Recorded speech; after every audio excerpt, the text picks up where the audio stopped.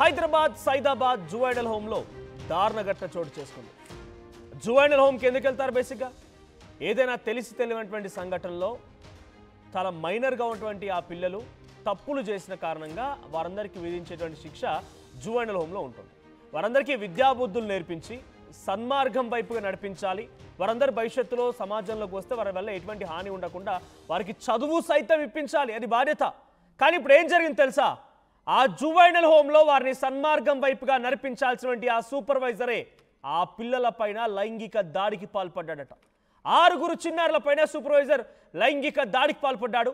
ఈ మధ్య దసరాకని చెప్పి ఇంటికి వెళ్ళిన సదరు బాధితులు ఒక బాలుడు తిరిగి జువైనల్ హోమ్కి వెళ్ళాలని చెప్పి తల్లి వద్ద విలపించాడట. మళ్ళీ నేను వెళ్ళను అని చెప్పి తల్లి దగ్గర ఏడ్చి గగ్గోలు పెట్టాడట. అయితే తల్లి ఆరా తీయగా ఆలస్యంగా ఈ అంశం బయటకు వచ్చింది. విషయం ఏంటంటే అక్కడ సూపర్వైజర్ 6 జువైనల్ హోమ్లో ఉన్నటువంటి ఆ పిల్లల పైన లైంగిక దాడికి పాల్పడుతున్నాడట. అది ఒక తల్లికి తెలిసింది. సో తల్లి ఆరా తీయగా ఈ విషయం బయటకు తెలిసింది. పోలీసులకి కంప్లైంట్ ఇచ్చారు. విచారణలో విస్తుపోయే విషయాలు బయటపడ్డాయి. 6 బాలురి పైన సూపర్వైజర్ లైంగికంగా దాడికి పాల్పడ్డాడంట. ఆ విషయం నిర్ధారణ అయింది.